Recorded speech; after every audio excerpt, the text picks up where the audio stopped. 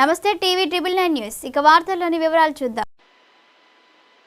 అర్హులైన పేదలకు ఇందిరమ్మ ఇండ్ల మంజూరు. రాష్ట్ర రెవెన్యూ సమాచార గృహ నిర్మాణాల శాఖ మంత్రివర్యులు పొంగిలేటి శ్రీనివాసరెడ్డి 600 ఇందిరమ్మ ఇండ్ల మోడల్ హౌస్ నిర్మిస్తున్నాం. రాబోయే 4 సంవత్సరాల్లో 20 లక్షల ఇండ్లు నిర్మించడమే లక్ష్యం.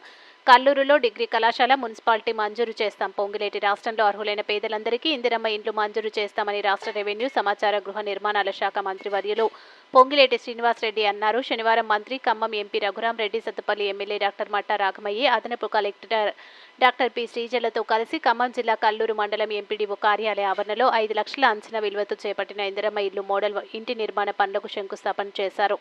ఈ కార్యక్రమంలో రాష్ట్ర నీటిపారుదల అభివృద్ధి సంస్థ chairman Muvva Vijayababu, Kalluru RDO Rajender, R&BSE Hemalatha, housing EE Bukya Srinivas, DCHS doctor Rajasekhar, Kalluru Sathupalli వ్యవసాయ మార్కెట్ కమిటీ చైర్మన్లు Neeraja Prabhakar, D Anand, CDC chairman K Narender, Sathupalli municipal chairman Jayapal, municipal కౌన్సిలర్లు, అధికారులు, ప్రజాప్రతినిధులు తదితరులు పాల్గొన్నారు.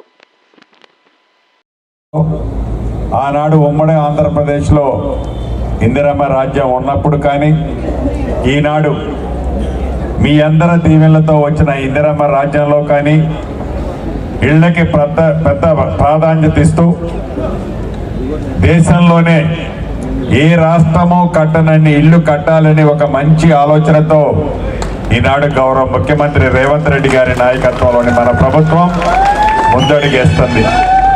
దీంట్లో భాగంగా మొదటి విడతగా రాష్ట్రం మొత్తం 4,50,000 ఇళ్ళు ఇచ్చే కార్యక్రమానికి శ్రీకారం చుట్టి ప్రతి నియోజకవర్గానికి 3,500 ఇళ్ళు తగ్గకుండా ఇద్దామని నిర్ణయం చేసుకున్నాం.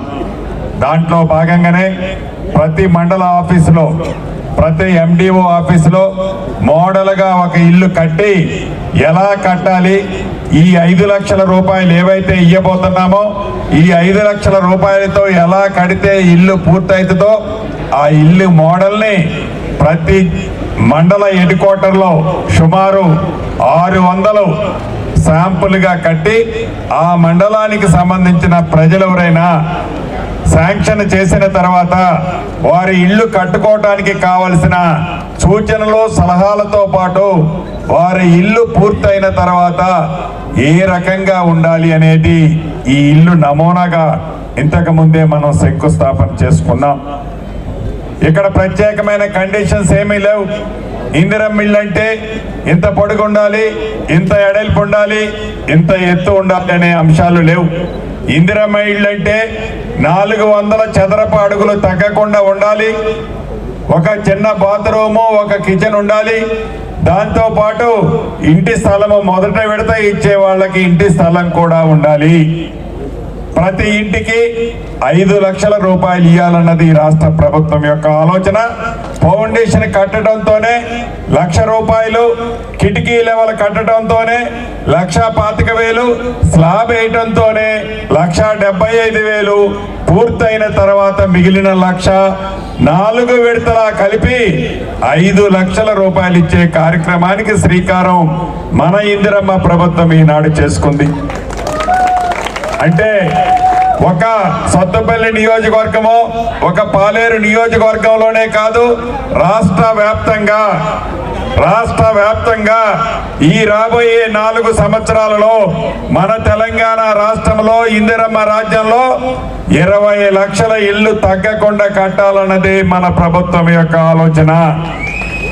మనస్ఫూర్తిగా నేను చెప్తున్నాను, చిత్తశుద్ధితో నిజంగా ఎవరైతే పేదవాళ్ళు ఉన్నారో ఆ పేదవాళ్ళందరికీ నీది ఏ పార్టీ అని అడగం, నీది ఏ కులమని అడగం, నీది ఏ మతమని అడగం, నువ్వు ఎలా రేపు ఇల్లు ఇచ్చిన తర్వాత మాకు ఓటేస్తావా ఏమో అని కూడా అడగం.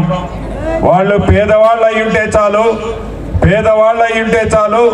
మొదట విడతలో ఇళ్ల స్థలం ఉంటే చాలు, ఇందిరమ్మ ఇల్లు ఇచ్చి యుద్ధ ప్రాతిపదిక మీద ఈ ఇందిరమ్మ ఇల్లుని పూర్తి చేపియాలన్నదే మన ప్రభుత్వం యొక్క లక్ష్యం. మనం ప్రజాపాలన, మన ప్రభుత్వం రావడంతోనే ప్రజాపాలన కార్యక్రమంలో భాగంగా అధికారులందరినీ ప్రతి గ్రామానికి పంపాం. ఈ ప్రతి గ్రామానికి పంపినప్పుడు ఈ ప్రజాపాలన కార్యక్రమంలో మనకు అప్లికేషన్లు ఎన్ని వచ్చాయంటే 1,05,00,000 అప్లికేషన్లు సుమారు మనకు వచ్చాయి. దాంట్లో ఇళ్ల కోసం టిక్కు పెట్టిన వాళ్ళు సుమారు 80 లక్షల మంది ఉన్నారు. ఈ 80 లక్షల మందిని యాప్ ద్వారా మొన్ననే ఈ నెల 5వ తారీఖున గౌరవ ముఖ్యమంత్రి గారు యాప్ని స్టార్ట్ చేశాం. స్టార్ట్ చేసి సుమారు ఇప్పటి వరకు రాష్ట్ర వ్యాప్తంగా ఇవాళ 20వ తారీఖు, మనం 5వ తారీఖును స్టార్ట్ చేస్తే మొదటి సంవత్సరం పూర్తయిన సందర్భంగా రాష్ట్ర వ్యాప్తంగా ఉత్సవాలు జరుపుకున్నాం. 9వ తారీఖు వరకు అదే సరిపోయింది. 10వ తారీఖు నుంచి ఇప్పుడే ఫుల్ పికప్ అయింది. ఇప్పటి వరకు రాష్ట్ర వ్యాప్తంగా 21,17,734 మందిని నిన్నటి వరకు ఈ యాప్లో సర్వే చేయటం జరిగింది.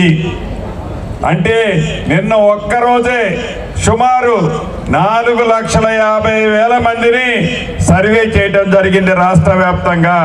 అంటే ప్రతిరోజు 4.5 లక్షల నుంచి 5 లక్షల వరకు ఈ యాప్ ద్వారా రాష్ట్ర వ్యాప్తంగా సర్వే చేయటం జరుగుద్ది. ఈ 30వ తారీఖు లోపే ఈ సర్వే పూర్తవుతుంది. దాని తర్వాత అర్హులు ఎవరైనది మొదటి విడత ఎవరికి ఇచ్చేది ఈ రాష్ట్ర ప్రభుత్వం ఫైనల్ చేసి యుద్ధ ప్రాతిపదిక మీద కట్టుకున్న వాళ్ళకి గ్రీన్ ఛానల్లో డబ్బులు ఎంత ఇబ్బంది ఉన్నా, రాష్ట్ర ఆర్థిక పరిస్థితి బాగలేకపోయినా, ఇందిరమ్మ ఇళ్లకు మట్టుకు తల తాకట్టు పెట్టైనా గ్రీన్ ఛానల్లో డబ్బులు ఇవ్వాలన్నదే మన ఇందిరమ్మ ప్రభుత్వం యొక్క లక్ష్యము, ఆలోచన. వార్తలు ఇంతటితో సమాప్తం. మళ్ళీ తిరిగి ప్రసారం అయ్యే టీవీ 9 న్యూస్లో కలుద్దాం. అంతవరకు సెలవు.